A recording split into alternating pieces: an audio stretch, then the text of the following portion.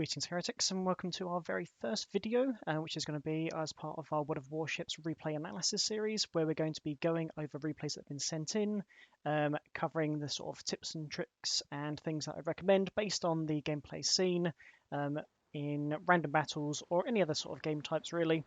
Hopefully I'm intending to offer some advice, help people improve at the game rather, and just generally get better and improve those stats.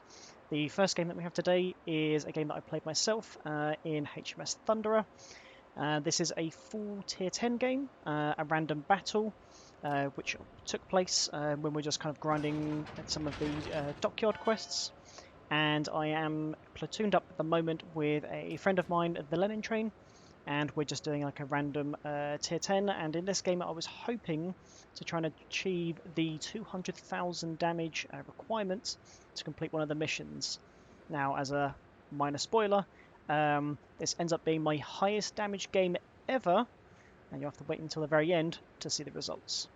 To start things off, as I mentioned, this is a random battle. This is a full tier 10 game, and in this game we have 5 battleships.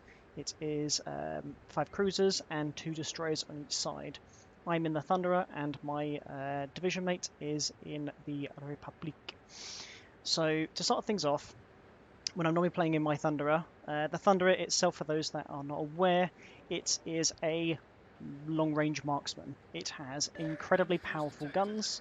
It only has 8 of them, but the dispersion on them is absolutely incredible. It has very strong HE. It actually has very high damage AP shells as well.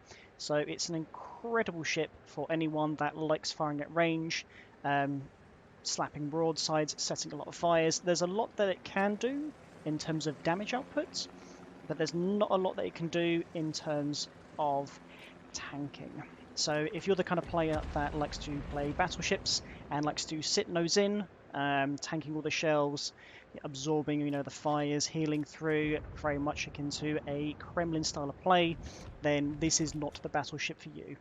This is the ship for people who like to see destroyers at 14.7 kilometers, and this is, bear in mind, this is loading AP, take shots with incredible accuracy, and then as the shells land, as you're about to see,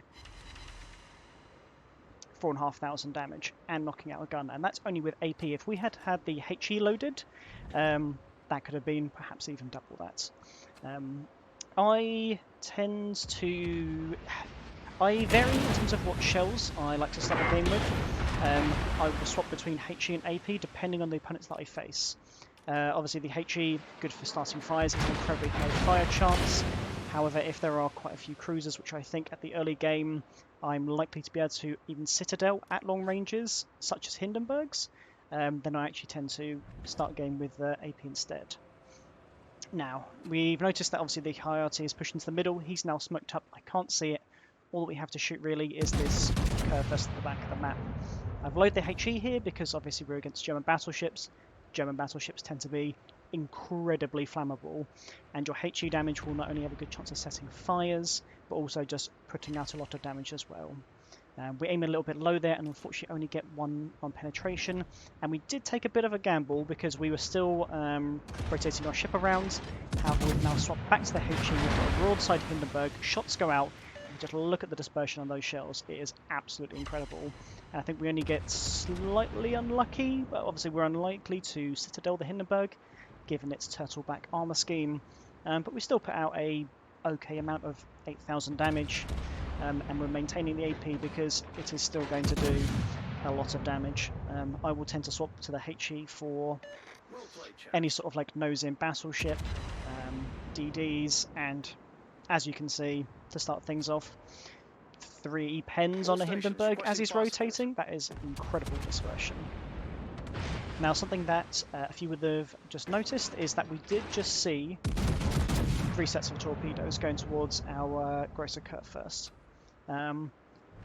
There's 2 sets of 4 there, which we know are from the Hindenburg, but we did see, and that is our first kill of the game, not going to be the last. We did see multiple sets of torpedoes, so we know that there's a destroyer over there, and we do indeed have a curve first rushing us down. At this stage I'm thinking, right, okay, I don't want to get into secondary battery range of a Grosser Curve first. If he's running in like this, he is likely a secondary battery build. And we can see that by just the sheer number of secondaries that are launching at our allied Gross first. So I turn around, start kiting away. We've still got AP loaded. I think at this stage it would have been better to load the HE. The thing to bear in mind is obviously if you are against an enemy Gross first and you do think that they are secondary battery build, they are not going to have the commander skills required in order to keep them alive against the number of fires that you're going to be putting down on them. Fortunately, our Gross first is also doing a good bit of damage. Our division mate, the Republic, is also firing HE. He is starting to take a lot of damage, he's starting to burn, and he is seriously regretting his life choices. As we see him very slowly going away, 14,000 health. This is something which is very, very common in German battleship commanders. A lot of them think they are secondary build and therefore must rush in immediately to get their secondaries down. This is not the case. There is no such thing as a tank in World of Warships, and anyone who thinks there is, they probably play a Kremlin. The Kremlin is really the only warship in the game, I would say, which is capable of tanking. Everything else, just believe that you're basically a sponge, because HE spammers will go through literally everyone else, bar a Kremlin. We notice that one of our teammates gets talked by the Shimakaze. It's looking okay at the moment. We're currently up 2 ships. We've managed to push out their Gross first. We've also killed their Hindenburg. We have lost our Gross first in the as like a trade, but we're actually not looking too bad. We're currently 4 against 3, as far as you can tell from the minimap, but we do also know that there is still another destroyer lurking about somewhere. I mentioned obviously the HE damage and the incredible fire chance. We are still sitting back. We are against a Yamato, who is another one of the long-range snipers. However, he does not have the fire chance that we do. Yamatos will very rarely actually load their HE shells. The HE that we are able to fire, especially when they're nosing, given our accuracy, is absolutely incredible. And even though he's trying to hide, we know exactly where he is, so we're just going to take some shots, trying to get the fires down and start to burn him down. And as you can see from his dispersion, those are some pretty good looking shots, so we decide to turn him, try and bounce as many as we can, get some of those on the side. For 4.8k damage, it's not too bad. The main strengths of this ship are the incredible guns, as we've mentioned, but also the concealment. The concealment of this ship you can get incredibly low, very similar to that of a Conqueror. So one thing to bear in mind is that provided that you stay around at least the 14-15 kilometer mark, you will be able to spot your targets, shoot your targets, and then go undetected if things start to get a bit hairy. Obviously we have the Yamato here. He's still nose in. He's still doing the right thing, given that he's got a Republic barreling down on him. We've also got one of our cruisers who's currently on a flank, but provided we have the HE loaded, we are still going to set fires, and as you can see, our damage numbers are rapidly increasing. Obviously keeping an eye on the minimap, we are even on caps, we're up on points because we are up in ships. And at this point we're basically looking to try and burn down this flank. We've got Gross first and we've got nose in Yamatos. The AP isn't really going to be doing too much. It will probably do some good damage to a broadside and first. And going by the minimap, obviously we can see he's beyond the island, but we can also see that he's slowly moving away. So we keep the HE loaded, we know it's good against the GKs, as we've mentioned, and as soon as the Yamato pops up, even if he is nose in, HE will still do a lot of damage. We're keeping our distance, we're putting the damage down. This is the way that the ship is meant to be played. At this stage, we are looking to see when we can push in. The Yamato at the moment is making this difficult. He's being smart and is not firing his guns. He's staying undetected. He knows that he's on low health, which is why we're slowly starting to push forward. I need to kill this Yamato because otherwise he will be able to catch us in a crossfire with the Gross first. So we push forward, try and spot him. I think he actually ended up firing his guns at this stage because we wouldn't have spotted him otherwise, and we're desperately trying to finish him off. The first we know has used his damage control as well, or is soon to be using his damage control at least, But we're keeping an eye on that, because as soon as Aggressor Kurfürst uses his damage control, we are going to be looking to throw more HE his way and try and set a couple of fires that will at least tick. The Aggressor Kurfürst obviously has a very large health pool, but all that really means is that he's more susceptible to fires. As you can see from that salvo, we set 2 fires. Now, as we can see from the damage counter, that's slowly going up. I believe that's the Yamato damage, because the Kurfürst is still at 75,700 health. He has immediately put those out. So what we're going to do now is we're going to be looking at the Yamato, again, desperately needing to finish him off. Still putting out a lot of damage. We're up to 150,000 here, and we're not even halfway, minus spoilers. We're desperately looking to finish off the Yamato here. We know that there's still a destroyer, sorry, there's not a destroyer, cruisers about, and that the eastern flank is starting to come over our way as well. The ships have unfortunately been evened out, but we are actually winning this flank. We finally managed to finish off the Yamato. Now we can look to actually push in. The Kurfürst is still at 14 kilometers. Again, likely going to be a secondary battery build. If you're not too sure, just assume that they are, and make sure you stay out of the 11.6 kilometer radius. Ignoring the fact that our concealment obviously would then pop up and we would just be spotted constantly. The second that you get within 11.6 kilometers, their secondary batteries will start to absolutely shred you. They'll start setting fires, they'll keep you spotted, and they will put out a lot of damage. Now, looking at the eastern flank, they've kind of started to congregate along the middle. Our allies are indeed taking the third capture point. We have one of our cruisers taking A. We're currently in a very strong position. We're looking to push things up, and the reason why we're pushing down this flank is because we want to set up the crossfires. My division mate is in the middle. He's currently taking a lot of fire while our team start to collapse in. If the enemy decides to give up the capture points, and unfortunately one of our allies forgets that he's actually capturing C, and indeed ends up leaving the point, there's our Witherer award. We are still 2-1. It would have been nice if they'd actually captured that. That would have solidified. But they're obviously solidified a win, that is. But they're obviously just too damn hungry for the kills. We're pushing down the western flank. We're trying to set up the crossfires. I don't want to give them a position where they can just sit nose in and tank us. And unfortunately, as the eastern flank has come back across, and the rest of our allies are too slow to take advantage of the fact that they've given up their position on the map, my ally, my division mate, has indeed dropped. We're still in a decent position though. We've still got a decent amount of distance between us and the Montana, the Aggressor Kurfürst, so we're sticking with the HE for now, but that Montana continues to give us broadside. Like he is at the moment, you can see that we're swapping to the AP. A lot of Thunderers, and I know so far in this replay, obviously it's perhaps contradictory to this, but a lot of Thunderers love the HE and they only use the HE. The AP is incredibly strong in this boat, okay? If you're against nose-in battleships, if you're against destroyers, absolutely, stick with the HE, you will do a lot of work with it. But when you have broadsiding Hindenburgs, when you've got Montanas which are likely going to turn out at the moment, use your AP. It hits like an absolute truck.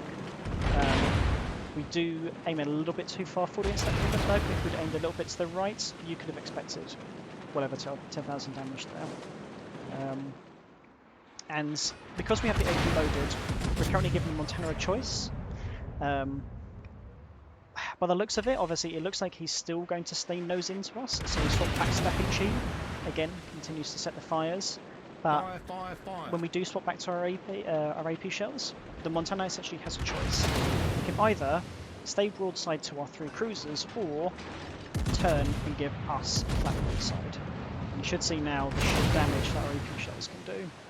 Setting more fires, doing another few thousand damage. That Montana has 3 fires on him. He is going to die. We do make a mistake here though. We fail to keep track of the position of the Aggressor Kurfürst. He is now within 8 kilometers, but you will notice that we are fortunate here, depending on how you want to look at it. You'll notice that we are not being lit up by the secondary batteries until just now, and even then, it's not too much. If he was more focused on that, we would have started to get shredded, likely set on fire, or at least take a good bit of damage. However, given that we know the position of the Gross Occur first, we're doing a hard to port and trying to keep the island between us and the Gross Occur first at all times. I don't want to be showing him my broadside, and I want to try and go undetected so that I can gain the distance, get back to a range where I can go unspotted if I need to, while taking shots at some of these cruisers. And you'll notice that we aren't spotted here. That's because we waited until the island was between us and the enemy before taking a shot. Again, a little bit unlucky there, only land one shell, but we're now swapping back to the AP because I see the Des Moines, and it looks like he's going to be turning out. But the accuracy of these shells, even if he turns around and tries to run away, he's still going to be giving us quite a bit of angle, and we're likely going to see a lot of damage here. The Des Moines isn't that tanky. I think we fire this just in time. So to look at things so far, obviously we're at 3 kills, a little bit overshot there, so we only landed 1 shell, but 277,000 damage. We have been able to roast the Gross Occur first, the other Gross Occur first, and the Yamato, as well as taking shots at the different cruisers, the Hindenburg, Des Moines, etc. At this stage though, we are even on ships, so it's not looking too bad. We're also up 2 caps, we should be up 3, but teammates. But we know that this Republic now also has a choice. He's being rushed down by a Petropavlovsk. He is going to get absolutely shredded and turns the other's broadside. We do get, I'd say, pretty unlucky here. I would have expected a lot bigger shots, a lot more damage there. However, RNG is RNG. Sadly, no citadels, but we're sticking with the AP. At this stage, I would not want to load HE. Even if his damage control is on cooldown, he's giving us the flat broadside. We should be able to put out a lot of damage here.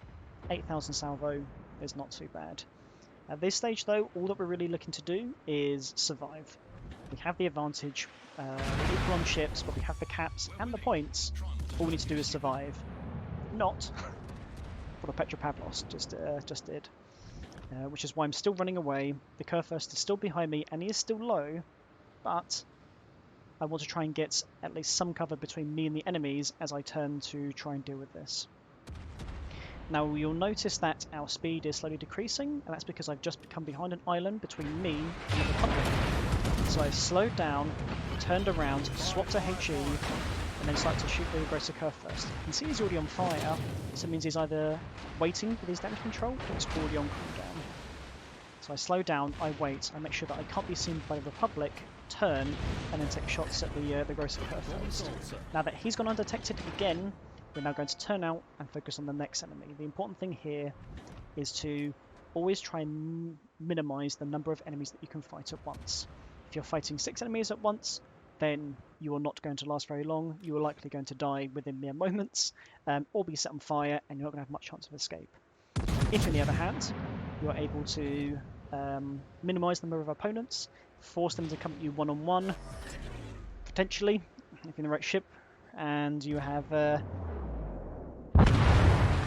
right ability, and you're a good shot, you could potentially even fight a 1v6, provided you fight them on your own terms. Gross Occur first. He's close enough he's going to be detected. He's not wrong to take a shot there. We do fire another shot though. We do set him on fire. And that is our Kraken Unleashed and our Arsonist.